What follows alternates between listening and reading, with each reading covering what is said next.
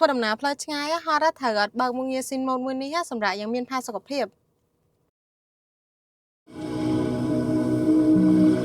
ប្រកាសឲ្យសម្រាប់បងប្អូនណាដែលគាត់បើកបរផ្លូវឆ្ងាយប្រកាសជាមានអារម្មណ៍ថាល្វើយនៃហត់ជាមួយនឹងការបើកបរហើយចង់ឈប់សម្រាកដូច្នេះហើយបច្ចុប្បន្នជាផ្លូវរបស់យើងក៏ភ្ជាប់មកជាមួយនឹងមុខងារ nap mode ក៏ដូចជា camping mode និងកញ្ចក់ពីរជាន់ដែលឲ្យបងងាយស្រួលក្នុងការឈប់សម្រាកដោយមានផាសុកភាពនិងសុខសុវត្ថិភាពមិនមានសំឡេងរំខានមកពីខាងក្រៅទេហើយក៏មិនចាំបាច់បារម្ភជាមួយថាអ្នកផ្សេងអាចចូលនៅក្នុងឡានរបស់យើងនៅកំឡុងពេលដែលយើងគេងនោះទេដោយសារតែឡាននេះឡុកឲ្យយើងឲ្យស្រាប់ហីនេះគឺជារបៀបនៃការបើក SIM mode នៅក្នុងរថយន្តបច្ចុប្បន្នផ្លូវយើងគ្រាន់តែចុច application ហើយចុចនៅជាមួយនឹង SIM mode បន្ទាប់មកយើងជ្រើសរើស on កន្លែង nap mode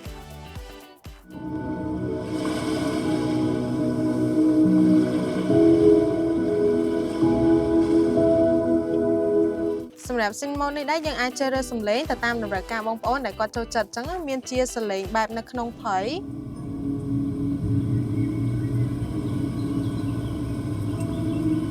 ក៏ដូចជាសំឡេងបែបទឹកភ្លៀង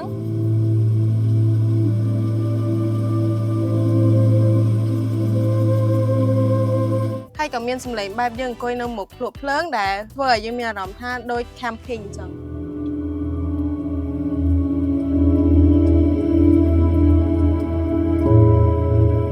ហើយក៏យើងមានការកំណត់នីតិក្នុងការឈប់សម្រាកប្រៀបដូចជាយើង set up ជាមួយនឹងម៉ោងរោអញ្ចឹងបន្ថែមពីនេះទៀតយើងក៏មានមកជាមួយនឹង camping mode ដែលងាយស្រួលសម្រាប់បងប្អូនណាដែលគាត់ធ្វើការ camping ហើយចង់សម្រាកក្នុងឡានដោយមានផាសុកភាពនិងសុខសុវត្ថិភាពយើងក៏អាចបិទ screen បានដែរបើសិនជាបងប្អូនណាដែលគាត់អត់ចង់បើក screen ទុកចោលឃើញអត់បច្ចុប្បន្នផ្លូវរបស់យើងមានផាសុកភាពហើយមានសុខសុវត្ថិភាពខ្លាំងមែនតើហើយមុខងារមួយនេះមានតែនៅក្នុងរថយន្តបច្ចុប្បន្នផ្លូវរបស់យើងតែប៉ុណ្ណោះអញ្ចឹងបើសិនជាបងប្អូនមានជាចំណាប់អារម្មណ៍ជាមួយនឹងរថយន្តបច្ចុប្បន្នផ្លូវអាចតាក់ទងមកកាន់លេខទូរស័ព្ទ017 211និង200ដែលមានទីតាំងស្ថិតនៅផ្លូវលេខ598ក្បែរភូមិគ្រឹះលោកឯកឧត្តមជាសុផារ៉ាបច្ចេកវិទ្យាដ៏ឆ្លាតវៃគុណភាពកូនកាត់អាមេរិក